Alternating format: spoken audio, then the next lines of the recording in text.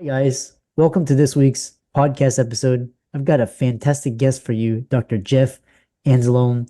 He's widely known across the internet for his work for Debt-Free Doctor. I'm really happy to have influencers such as him on the show. He's helping professionals shift their mindset to elevate health, maximize wealth, and enrich relationships, which is my niche. Jeff, welcome. I appreciate it. Thanks for having me. Looking forward to it. Yeah.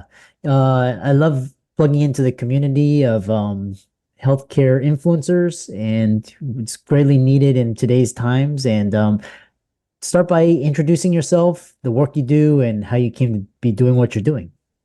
Yeah, absolutely. I'm a periodontist by trade, but a couple of weeks after I finished my residency, I'm from Louisiana, so the group practice I was supposed to join, unfortunately, pulled that deal out from under me, and it left my wife and I with $300,000 of student loans, a 2-month-old crying in the next room. We'd already bought a house, interest only loan back then. I had a relationship with a banker, and this was before the '08 crash. And I called him up and said, "Hey, we really like this house." And he said, "Oh, you're going in with that group. We'll make it work." So that was it. So I had a house. So I'm like, well, now I've got all these bills to pay. But I think the worst part about it is, in medical or dental school, they don't teach you anything about business or practice because I was relying on that group. Yeah. So I started way behind the eight ball. So that was a big Dave Ramsey guy back then.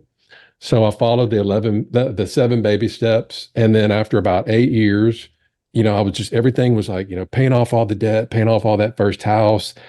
Then, after 8 years, I hit it, and I thought it would be like this huge event, people throwing parties and stuff, but it was just like, okay, now what? Going to work the next day and just moving on. And, looking back on it, I didn't realize, well, yeah, I got to that point, and Dave Ramsey does a great job of getting you to that point. But if you're debt free and you're funding IRAs and 401ks and all that, moving forward, it's a great place to start. But you're still, if you want financial freedom, you still are relying on you trading time for money. I didn't know that concept and all that back then. Fast forward 2 years later, was snow skiing out in Colorado. I fell and I hurt my wrist. And that was my wake up call, Chris, because I was like, man, if I can't use my hands as a periodontist, I can't provide for my family. And so that became my why. Simon Sinek wrote the book, your why, start with why. And that was my why to really figure this thing out. And, long story short, it eventually led me to real estate, and it eventually led me to passive real estate where we can still do what we know best, treating patients, but yet take that extra money and invest it on the side. And that's when I started my blog, and I started to educate others about it. And it's gotten into YouTube and now Instagram, and then here we are now. Yeah. Yeah, it's a very fascinating uh, story and a fascinating journey. And I think, most of the audience out there, physicians, they resonate with, your aha moment. It's just a question of when did they reach that aha moment? Was it like during 2020, or was it before, or is it now? Which is quite interesting. You mentioned this thing about, trading time for money. And one thing that I've really noticed among physicians is that a lot of them love their careers. And so what do you say? Because a lot of them, they don't mind trading their time because they love their anesthesia or surgeons, or they love talking to patients. And so what's this idea of financial freedom in terms of that? You mentioned real estate. Is that just a way to divest? And so when they're not able to work, they can rely on those investments. Elaborate on that. Yeah, I think I like the term work optional better, Yeah. because there are a lot of people that just absolutely love their job. They would work until they die. But what happens if they get hurt, if they get sick?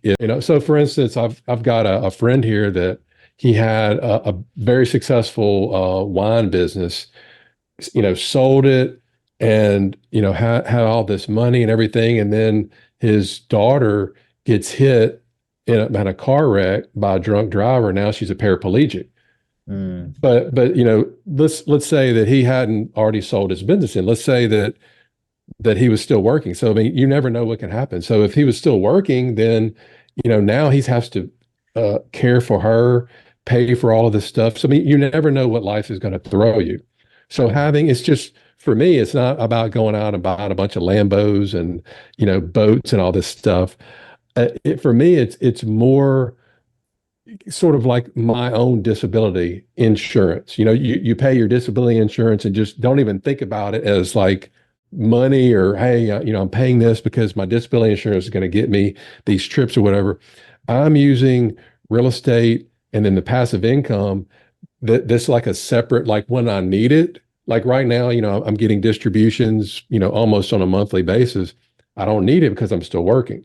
So these doctors that love what they do, and that's great because as I'm getting older, I need to go to doctors, I need to go to dentists, I need people to treat me and my family. So it's more of a getting to that work optional status. So if you want to cut back, if you maybe love what you want to do, but maybe you want to go start seeing your grandkids as you get older and you only want to work 3 days a week, well, you can do that with having other streams of income and not skip a beat because you're not completely lying on Dr. You or whoever you are mm, to trade time for money. mm.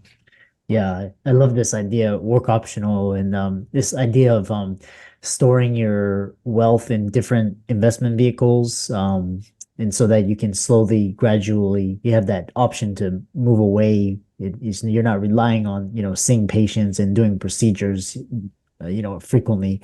Um, so this thing, especially with real estate and transitioning from a dental professional to a successful real estate investor, that's a lot of doctors. It's like a huge shock because they're so used to, again, trading time for money. And so what are specific steps and strategies you employed to make this transition?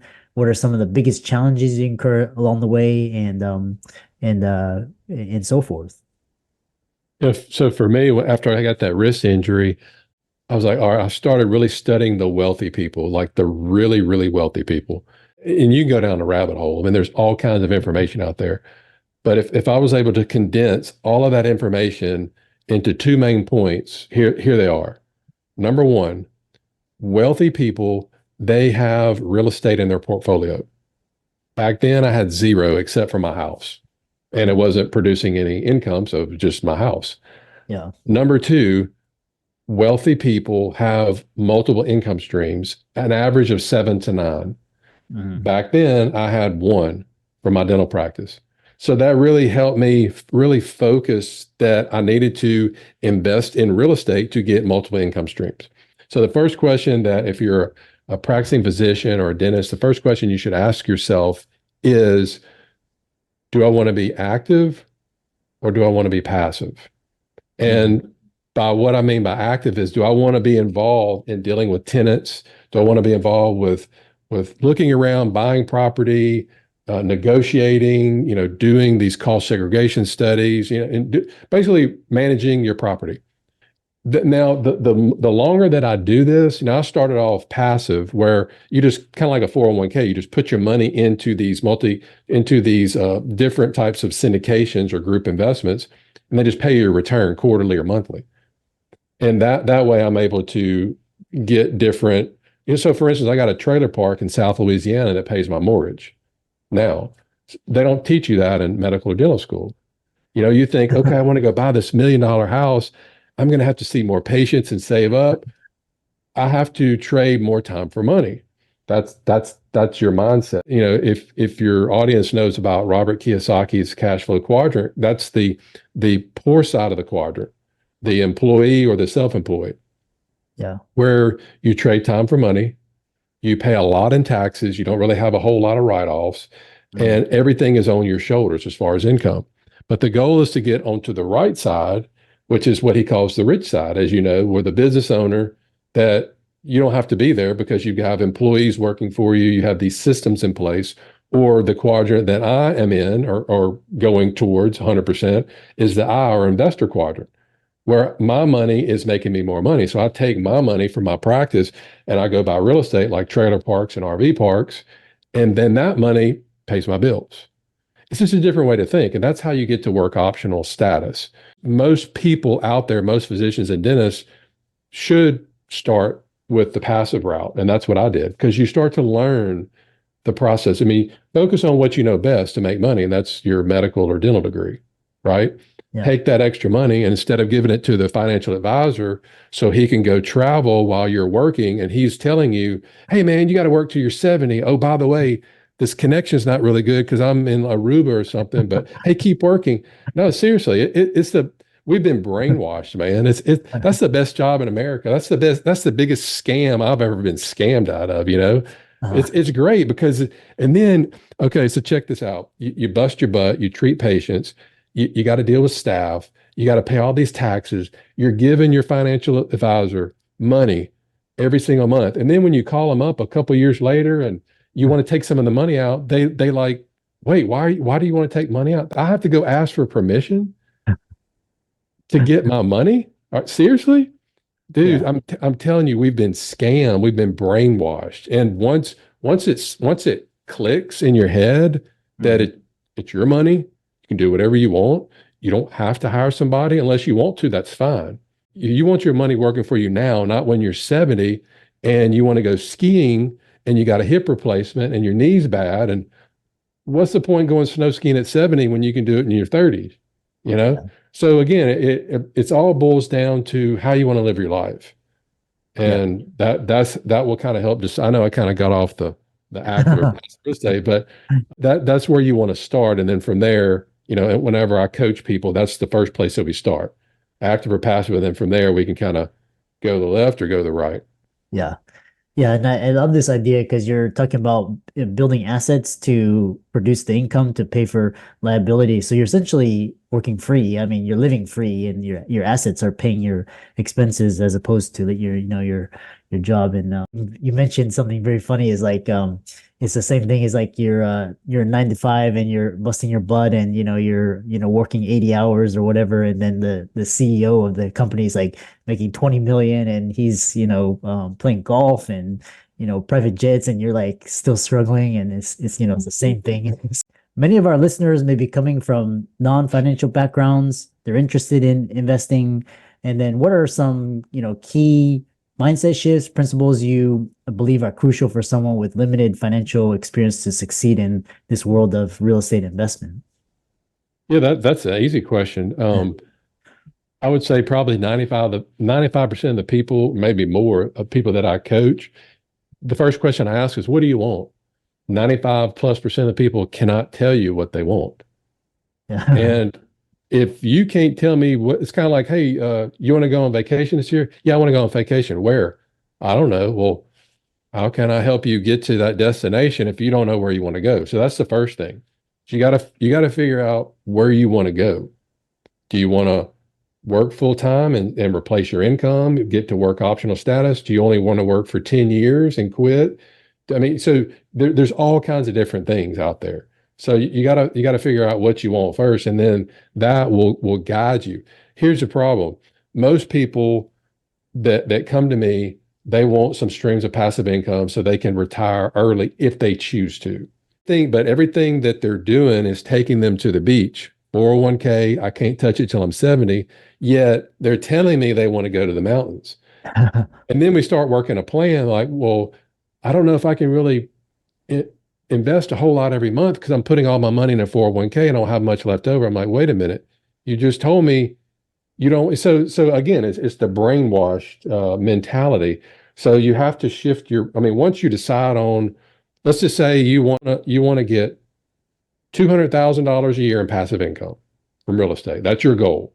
Once you commit to that, then everything that you do and on all your actions, you have to just you got to get around other people, and that's probably one of the biggest things is a network. Because for me, I mean, I hate to say this, but I've wasted the last 15 years going to dental meetings, and when you go to dental meetings, everybody else is there because they have to be there.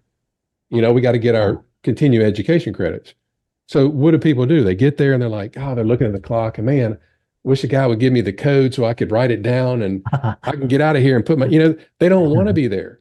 So I've spent 15 years of networking with people in somewhere that they don't even want to be there. And then literally last year, I really just focused on spending the majority of the time in meetings with people that want to be there. There's some real estate investing groups for physicians, for dentists. I go to different entrepreneur groups, and it's once you get around those people with success, you can't help not elevate your game. Yeah. So really, nothing is going to change until you change. You have to change your environment. You Hmm. know, if you're an alcoholic and you want to quit drinking, is it going to be easier to go to church every day and not drink, or is it going to be easier going to the bar every day and not drink? Yeah. You got to get out of the bar. You got to change your environment. You got to go somewhere to where people are going to encourage you and help you. Yeah. And those are the two main things that, figure out what you want. And then once you figure out what you want, get around those people, get around successful entrepreneurs, successful people that are doing what you want, or they have what you want, and pay them for it. Pay them for it. Because your time is more important. You can make money all the time. You can't make more time. Yeah. I mean, I've spent six figures this year in personal development in 2023 Yeah. because they've given me. I mean, I paid $5,000 for one hour phone call, and that was like 80,000 to $90,000 worth of value in it. But the more important thing is it instead of taking me a year and a half to do something, it took me like 2 weeks because of what that guy told me. Mm. And you got to think in terms like that. Yeah. It's like a shortcut. It's like a fast cut to success. And it almost reminds me of like social media and technology. And you use that, you learn how to use that, and you can get your message and your distribution and your channels much faster. And I love this idea. Just there's the saying that a lot of trolls and haters, they say they hate on you, and eventually less than a year later they're all gone. They didn't do anything, and they say that you can't do it because they themselves haven't done it. So, but there are people that have done it, and you have to seek those out. So I love that. One other thing I want to say, kind of a follow up what I was Yeah. saying. Let's say you got a kid that's like 10, 11 years old that wants to be a great basketball player. Mm. Well, he can go on YouTube and he can do all these drills. He can practice in the driveway, or he can hire like a personal coach. Both of those are going to eventually probably get him the result that he wants, but which one's going to get him there faster? Does he want to wait until he's out of high school before he gets good? Or does he want to wait until he's back in junior high and he's really, really good? So he has to pay, or the dad has to pay for the coach to get him there. I mean, if you've seen The Last Dance with Michael Jordan, I mean, the greatest basketball player ever to ever play, if that guy has to have a coach, I mean, why wouldn't you have to have a coach in whatever area, whether you want to get, health? It's really three main things: health, wealth, and relationships. Health, wealth, and relationships. If you're having a problem right now in your life, I guarantee you it can fit in one of those categories. That's Mm. it. And you just find somebody to help you in one of those. What a fantastic way. And how can people contact you, reach out to you, follow your socials, and if there's one book or podcast, YouTube channel you would recommend, what would that be? I'm pretty active on Instagram at Dr. Jeff Anzalone, but my website's easy, debtfreedoctor.com. And all of my links, YouTube, Instagram, Twitter, all that is on there. And things that I think people should know, and then questions people ask me, I write an article on it. And then I take that article, turn it into a YouTube video, and then I take that and then put it out on social media. So I Yeah. know everybody likes to listen or read things or learn differently. So I'm trying to appease people as much as I can. Yeah. Yeah, I love that. It just kind of creating content helps you learn it and helps you share with the world as well. And I really love this conversation, and I love networking with like-minded healthcare individuals in the personal finance space. Doctors and dentists, they all need this really, because we're not taught this, we're taught just to kind of work for a hospital and just, but that's not good enough for today. So be sure to follow Dr. Jeff's resources. All these will be in the links and show notes. And with that, thanks so much for coming onto the podcast. Yeah. Thanks for being here. Happy to do it.